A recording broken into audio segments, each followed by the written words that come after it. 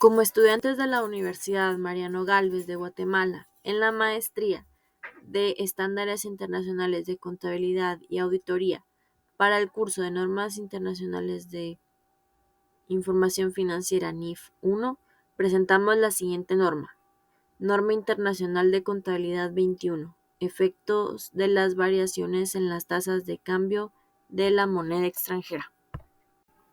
El equipo de trabajo está conformado por los maestrandos Flor Aldana, Diana Pérez, Luis Chacón, Kelly Bautista.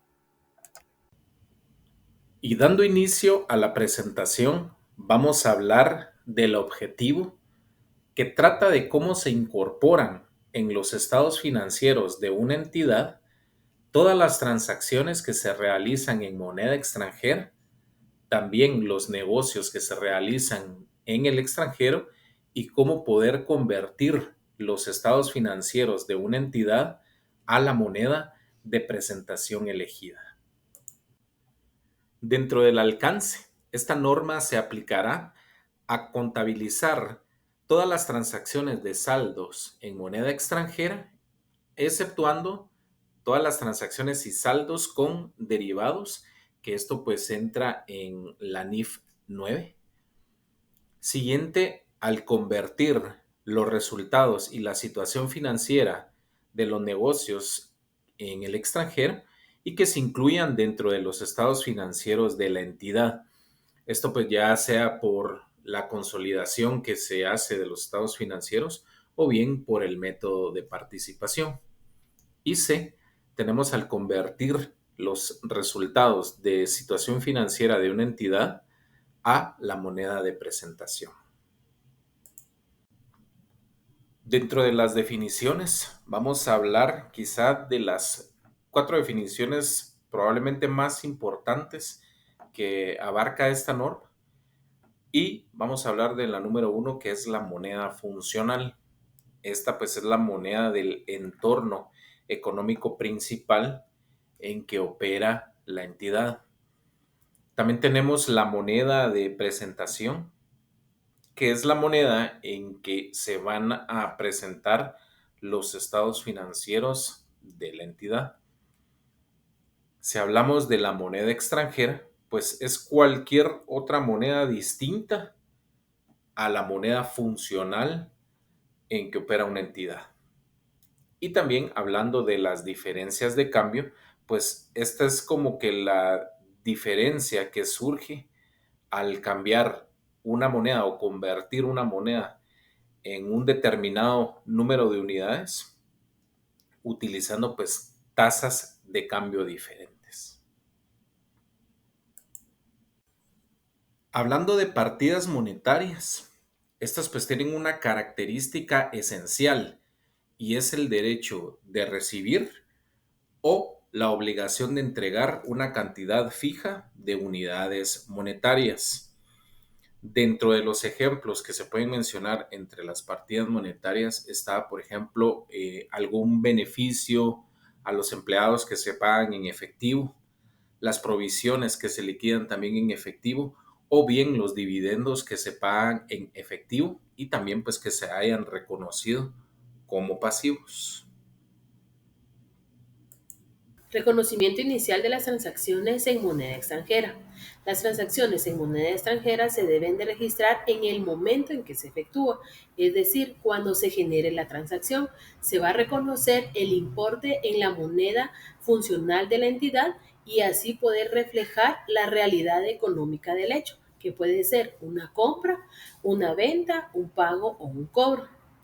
El tipo de cambio que se va a utilizar para el reconocimiento inicial es un tipo de cambio al contado que esté vigente en el momento de la transacción para poder convenir el importe de la moneda extranjera al importe de la moneda funcional. Si el reconocimiento de estas transacciones se hace en un lapso posterior y no tiene algún impacto significativo, podemos utilizar el tipo de cambio promedio ponderado en el cual nos refleje la tasa adecuada que esté vigente al momento de la transacción. Uso de tasas de cambio en diferentes momentos. Acá la conversión de los estados financieros de una moneda funcional a otra Por ejemplo, cuando la moneda de presentación es distinta. Acá se realiza utilizando distintas tasas según la naturaleza de los elementos. Por ejemplo, las partidas monetarias. Acá se convierten utilizando el tipo de cambio de cierre, es decir, la tasa vigente al final del periodo. Mientras que en las partidas no monetarias, si se mide a costo histórico, se va a utilizar el tipo de cambio a la fecha en que se realizó la transacción.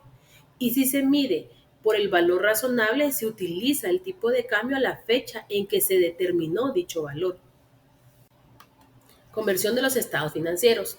Acá mencionamos las partidas monetarias y no monetarias. Dentro de las partidas monetarias podemos decir que el efectivo, las cuentas por cobrar o por pagar se van a ajustar al tipo de cambio del cierre, lo que nos va a permitir el poder reflejar el impacto de la variación cambiaria de cada uno de los cierres, mientras que en las partidas no monetarias como el activo fijo o el inventario deben de mantenerse en el valor que se obtuvo al momento de la transacción o actualizar la tasa que corresponde a la medición del valor razonable, asegurando así que la conversión nos refleje cómo fueron evaluadas inicialmente. Métodos de conversión. Acá va a depender de la situación de cada una de las transacciones. Podemos aplicar el método de la moneda de la transacción. Acá reconocemos cada una de las transacciones individualmente, utilizando el tipo de cambio a la fecha en que ocurrieron las transacciones. La diferencia de cambio que se hayan derivado de la conversión se reconoce en el estado de resultados. El método de la conversión de los estados financieros. En este método se aplica cuando la moneda funcional de la entidad difiere a la moneda de presentación. En este caso, los activos pasivos se convierten en el tipo de cambio al cierre, mientras que los ingresos y gastos se convierten usando el tipo de cambio de la fecha en que ocurrió la transacción o un promedio del periodo cuando corresponda. Las diferencias de las conversiones resultantes se acumulan en el otro resultado integral y se presentan de forma separada en el patrimonio.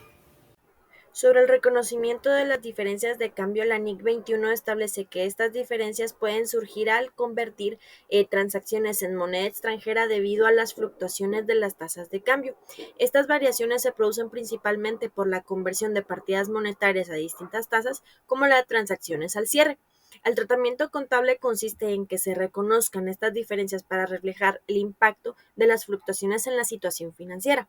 También es que las diferencias de cambio se registran en el estado de resultados cuando provengan de transacciones individuales, afectando la utilidad o la pérdida del periodo según aplique. En cambio, cuando se trata de la conversión de estados financieros a operaciones llevadas en el extranjero para su consolidación, las diferencias se acumulan en otro resultado integral o conocido como el ORI, separando así los efectos cambiarios de la actividad principal de la entidad. Sobre las cuentas por pagar y por cobrar en moneda extranjera es que son partidas monetarias que deben reflejarse con precisión en los estados financieros y que se debe saber que éstas se actualizan con la tasa de cambio al cierre. Lo que esto genera es una diferencia de cambio en la tasa de la transacción y en la del cierre y que puede ser de impacto significativo en la rentabilidad y la situación financiera de la entidad durante el periodo. Para el tratamiento de las cuentas a corto y largo plazo debemos considerar dos aspectos importantes. La primera es que las cuentas a corto plazo deben ser convertidas al tipo del cambio del cierre en cada periodo y las diferencias deben estar reconocidas y plasmadas en el estado de resultados. Para las cuentas de largo plazo también se convierten al tipo de cambio al cierre, pero pueden tener alguna particularidad al momento de su medición o clasificación, registrándose las variaciones según se reconozcan en el resultado o si difieren dependiendo de las normativas contables aplicables para la entidad. La conversión de un negocio en el extranjero es necesaria cuando una entidad que informa debe incluir los resultados financieros de una subsidiaria o de una inversión en el extranjero en sus estados financieros. Y esto se hace a través de la consolidación o el método de participación y para ello es aplicable las normas internacionales contables, principalmente la NIC 21, la NIF 10, que servirá para las consolidaciones, y la NIF 28, que es para asociadas y negocios en conjunto. Y estas normas establecen de cómo se debe de convertir esta información financiera a la moneda de presentación de la entidad que va a informar. Al consolidar también se eliminan las transacciones y los saldos intragrupos, pero las partidas monetarias como los préstamos que están entre las compañías no se pueden eliminar directamente porque generan diferencias de cambios. Entonces, para realizar la conversión se utilizan las tasas de cambio de cierre, tanto para activos como para pasivos, mientras que para los ingresos y para los gastos se convierten a la tasa de la transacción.